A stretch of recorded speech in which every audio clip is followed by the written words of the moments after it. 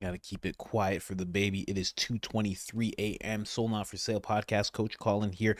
We got Donald Trump talking about the enemy within. And then after those two clips that I'm going to show you, we have Kamala Harris trying to take what Donald Trump is saying, completely morph it and twist it, which is why it's so important for him to do a podcast like the JRE, because when Kamala Harris says something like that, he can combat it in other smaller interviews. But once he says it on this massive platform, the lies get exposed. So can't wait to show you guys that. And then I'll be showing you another instance of where he's talking about the enemy within. And I think we all know exactly what he's talking about. When we're talking about America and we're talking about the enemy within, you guys know exactly who we're talking about. But I'll get into that some more. Let's go. The enemy from within. And it drives them crazy when I use that term. But we have an enemy from within. We have people that are really bad people that I really think want to make this country unsuccessful.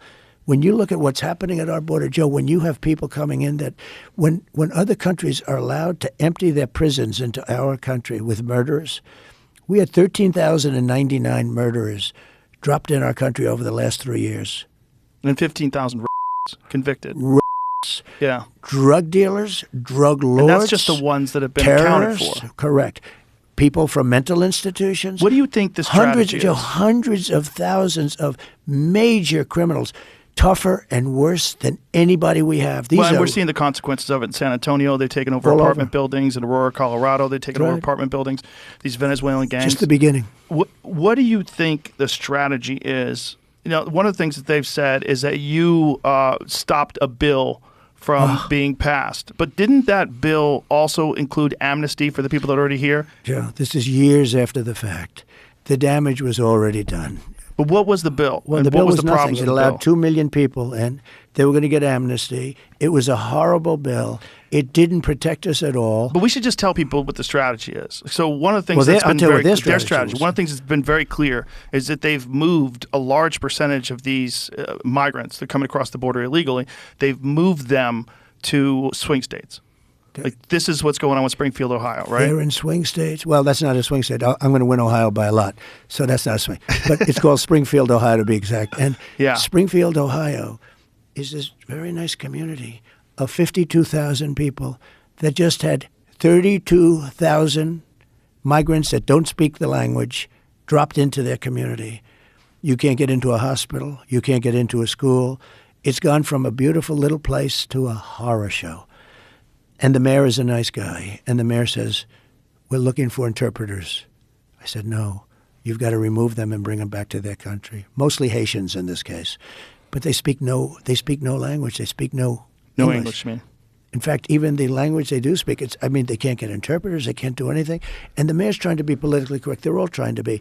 In Aurora, Colorado, you have the worst, probably the worst gang. MS-13 might even be, those two are the worst gangs. These are Venezuela gangs. They have taken over apartment complexes, and they're going to want to take over the whole thing. And you have a weak governor, pathetic governor, who's a radical left Democrat. He doesn't know what the hell to do. But you have it in many other communities, but they don't like to talk about it because it's bad for the community to talk about it. These people have been let in here by this imbecile. And I mean it. She's a low IQ person. Low IQ. Right, but it's obviously not just her. There's a strategy that's involved in letting these people in. She was in charge of the border. Well, she's in charge of the border, but they utilize that app.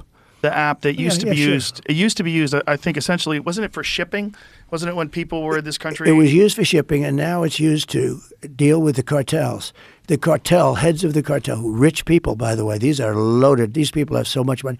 They would call up, think of this, they call up the app, and the app tells them where they should take their load of illegal migrants from the Congo. We have a lot from the Congo, prisons in the Congo. I made a little bit of a sarcastic joke. A man named Dana White, who you love, who I love. I assume you love him. Love that dude. So just the fact that he's talking about now what Kamala Harris tries to do, and I'm gonna jump over to the second clip that I have here. But what Kamala Harris tries to do is take what Trump's talking about in regards to the enemy within.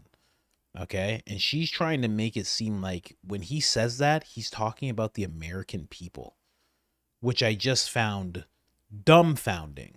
in my mind. I was like, how could you even try to pull off that type of thing? But she's trying. And we're going to jump over to the next clip right now. He talks about it briefly once again. Let's go. A wall, or you have a, I built 570 miles of wall. Everyone said, I built a lot of wall, exactly the stuff. But you have a border. What I don't understand is who would want people to come into our country from places unknown, like sometimes they'll say about a fighter, from parts unknown, right? Remember Haystacks Calhoun, from parts, he says from parts unknown, the oldest, those are the old days. That's even before you.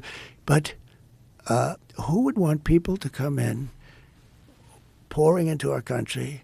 We don't know anything about them. But I want to ask you this. Why do you think they're doing that? I think because... Do you think they're trying to buy votes? Do you think they just want cheap labor? Like, what's the idea? Okay, there's a couple of theories. They hate our country, they're stupid, or they want to buy votes. It's one of those three things. Yeah. They want it. Now, they are trying to get people registered who, don't even know what the country is. And they're trying to give people amnesty, people that live here. They're trying to give them a path to citizenship. They want to give them citizenship, and they want to... Well, how about what happened... If you think about the amount of money that they've given them when they've come here, the food stamps, the benefits that even our poor people aren't getting. $200 billion, and that's a way low number. That's a way low. It's interesting. New York has always been like, sort of like always looking for money. They've spent $100 billion on this stuff. I don't know where and they're not getting the money from the federal government. It's crazy. And because the mayor came out and said, we can't live like this. They investigated him. He gets in. By the way, I called it. I said, he just got himself indicted. This group is stupid, but they're vicious. They're stupid people, but they're vicious people. The 2020 elections, you say. Now, the enemy within. Now, I think it's very hard. I'm going to jump over to the Kamala clip now. It's very hard to argue that there's not some kind, and maybe you don't want to point the finger at who it is exactly, but when this guy gets into office, this Sleepy Joe character, and the first thing he does is undo everything so the border situation that we have now, the crisis that we have right now, gets to flourish. He literally, his first day in office, he's like, well, let's get rid of all this, and just opens up the border. And then you see people who have this anti-human agenda, and they're against the nuclear family, and they want people disconnected from God. And you have to look around and be like, there is some kind of enemy within. Back in the day, they would blame this all on Russia. Russia's doing this slowly, through means of, information and social media, we would say now, and newspapers, they would say back then. I'm not buying it. There's too many people who you will see in Congress, you will see in the Senate, who have this anti-human agenda, and they push it so hard, and they are so shooing away of anything that strengthens the citizen's mind and body and family and connection with God. You see it all the time. So it's really hard to believe that there's not some kind of enemy within. Let's listen to Kamala Harris completely try to butcher what Trump was talking about. The American people are tired of that. If that's the case, why is half the country supporting him? Why is he beating you in a lot of swing states? Why, if he's as bad as you say, that half of this country is now supporting this person who could be the 47th president of the United States? Why is that happening? This is an election for president of the United States. It's not supposed to be easy. I know, but it's not supposed to be. It is not supposed to be a cakewalk for anyone. So are they misguided, the 50%? Listen, are they stupid? What is it? I would never say that about the American people. And what else do we know about this population, 18 through 24? They are stupid. That is why we put. In fact, if you listen to Donald Trump, if you watch any of his rallies, he's the one who tends to demean and belittle and diminish the American people. He's the one who talks about an enemy within, an enemy within, talking about the American people, suggesting he would turn the American military on the American people. We asked that question to the former president today. Harris Faulkner had a town hall, and this is how he responded. I heard about that. They were saying I was like threatening. I'm not threatening anybody. They're the ones doing the threatening. They do phony investigations. I've been investigated more than Alphonse Capone. He was the greatest gangster. No, it's true. No, but think of it. It's called weaponization of government. It's a terrible thing. So, Bret, I'm sorry, and with all due respect, that clip was not what he has been saying about the enemy within that he has repeated when he's speaking about the American people. That's not what you just showed. Well, he was asked about that specific... No, that's not what you just showed. In all fairness and respect to you. That was the question that we asked him. You didn't show that, and here's the bottom line. He has repeated it many times, and you and I both know that. And you and I both know that he has talked about turning the American military on the American people. He has talked about going after people who are engaged in peaceful protest. He has talked about locking people up because they disagree with him. This is a democracy. And in a democracy, the President of the United States, in the United States of America, should be willing to be able to handle criticism without saying he'd lock people up for doing it. And this is what is at stake, which is why you have someone like the former chairman of the Joint Chiefs of Staff saying what Mark Milley has said about Donald Trump being a threat to the United States of America. He's quoted in the Bob Woodward book that way. Yeah. Absolutely ridiculous. And it's so funny because here's the thing. When it comes to Trump, I've said it before time and time again. When it comes to the disrespect that he wields, and he's disrespectful when it comes to the establishment, that disrespect does not turn on to the people. It really doesn't. Not the same kind of disrespect that Kamala Harris and Joe Biden and all these people get. He's very disrespectful to politicians, to agencies, to defense contract. He's very disrespectful. Other world leaders, but the disrespect dries up when it comes to the actual people that he's in front of and speaking for. Now, yeah, like I said, the whole enemy within thing, it has nothing to do with the American people. I just wanted to show you that contrast. You can hear what he's saying. You're going to hear some more of it too. And then hear what she tries to morph it into. You know, he's talking about the American people when he says that. It's like, yeah, I guess some of the politicians that are doing this are American. I guess. I don't know. Sometimes they're black, sometimes they're Indian, whatever they like. But he's not talking about the regular people going to work every day. That's not the enemy within. And you know something, when we talk about Antifa, because that's what I'm going to talk about, they're also not in the category of regular people. They're a different thing. They're a force that activates when called upon. It's different. The people who are wielding BLM, they're different. They're not like you and I. They're something completely different. They have different types of agendas. Most of the people who are watching this, like myself, have the agenda of taking care of our families, being good husbands, wives, sons, daughters, brothers, sisters, and we'd like to be left alone for the most part and be able to keep most of the money that we make. That's usually people's agenda. And not have to worry about somebody trying to take from us or censor us or push us down. That's usually most of us what we're after. But there is a different class of people. This enemy within is after, to be frank, some kind of communism that comes into play, some kind of authoritarianism.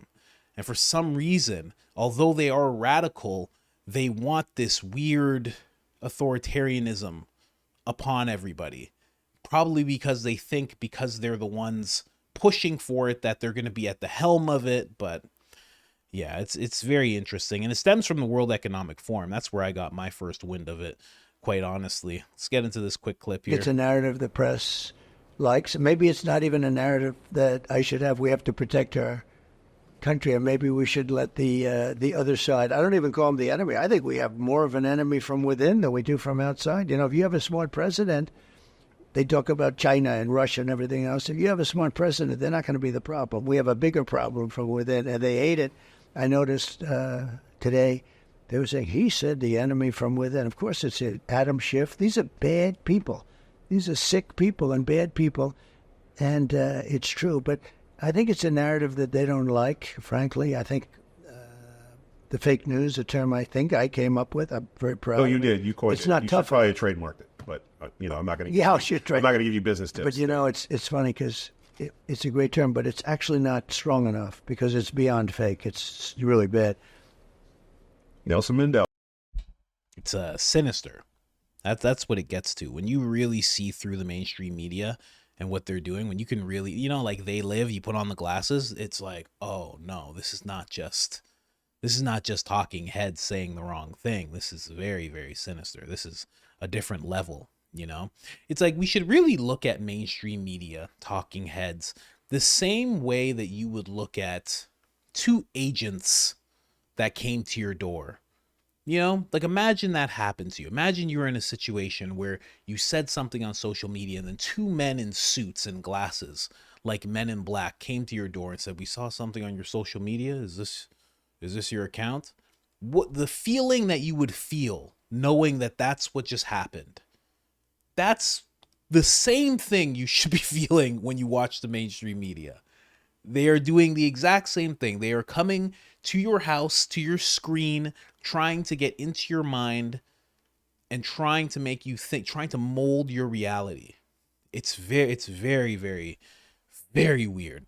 Anyway, the whole enemy within thing, the World Economic Forum, that's where I got my first wind of it. Like I said, when you start realizing that there are cabinets, like Klaus Schwab saying that 2/3 of the Canadian Trudeau's cabinet is part of the World Economic Forum, or young global leaders, as he called them. You go, oh, so now I understand why everything's happening there. And then when you see what Agenda 2030 is, and then you see everything that's happening throughout the West, you're like, oh, this is all just a part of that. So there actually is an enemy within. There really is. Like, go look at Agenda 2030. And one of the things that they had mapped out is no more US being a superpower. There will be multiple superpowers. And what do we see happening throughout the world? It seems like everything's trying to shift away from the US being the ultimate superpower. And there will be multiple. China, Russia, India, BRICS, they're all standing next to each other now. It's Agenda 2030 playing out. That's exactly what's happening. And Trump's standing in the way of that. And I know some people don't believe that, but go look at Agenda 2030 and then look at everything he's done. It's been so far against it. This is just a little bonus clip for those of you that watch until the end. What do you say to those people, especially ones who might be concerned that, doing a big closing argument speech at a place like the Ellipse? Just so drunk, just so swaying back and forth. Maybe leaning more into talking about the threat of Trump to democracy and not his threats that you see to the economy. One of the things that I love about the American people is we can hold many thoughts at once. And one of the highest priorities for the American people right now is bringing down cost, and that is the priority of my agenda and will be the priority of my work when I'm elected president. One of the things that I love about the American people. One of the things I love about the American people is that they can have so many thoughts at once, and I'm black, so I can say that. And it's just, they're good, and that's the focus of what I'm doing. And you know what? Actually, I think it's kind of racist that you asked me that question, because one thing about this American person is that I could be nice or I could be pissed. And I'm pissed. I'm pissed you asked me that question. You know what? Why are any of you asking me questions? Make me the president already. Donald Trump. You don't want Donald Trump. It's ridiculous. Make me president now. Okay? Do it now. Kamala Harris, ladies and gentlemen. Just a bonus clip for those of you that ride or die with me till the end of the video. But when it comes to the enemy within, don't be confused on what Trump is talking about. Don't be confused on what anybody's talking about when they talk about that sort of thing. It has nothing to do with your neighbors. Unless your neighbors are like just straight up, you just live next to an Antifa house. And I don't know. I don't know what to do. I don't know how to help you there, buddy. But they just have a big A on the house. Everybody's wearing masks all the time. Like, I don't know how to help you there. They're always going to protests and stuff. I don't know how to help you if that's what's going on next to your house. But it's not about your neighbor, honestly. It's not about the person that is in your community. That's what they want you to think. They want you to feel that way, that your neighbor is the enemy. That's the person that you can't trust. It's actually people who are supposed to be serving you, but have turned into bad actors through the coercion of money. Those are the people who are acting in extremely bad faith and are slowly taking away. I won't even get into that part. I was going to say taking away your liberties. Shouldn't be saying that, though. Shouldn't be saying that on here. But you guys know what I mean. There's bad actors afoot. And that's who Trump's talking about when he talks about this whole thing. So Trump on JRE, I'm pumped. It's 2:44 in the morning for me right now, and I have to get to bed. But I just wanted to bang those 2 episodes out. This episode I just did is the last episode in this studio. That's it for this studio. I'm moving. You know, I've always telling you guys I want to plant roots in Texas. I'm always moving back and forth and pre-recording videos, but letting this place go. Finally, I want to move on. I want to start doing live shows. So bigger and better things. That's the goal. Anyways, guys, like, subscribe, turn on the notifications. It helps us tremendously. And other than that, I'm out.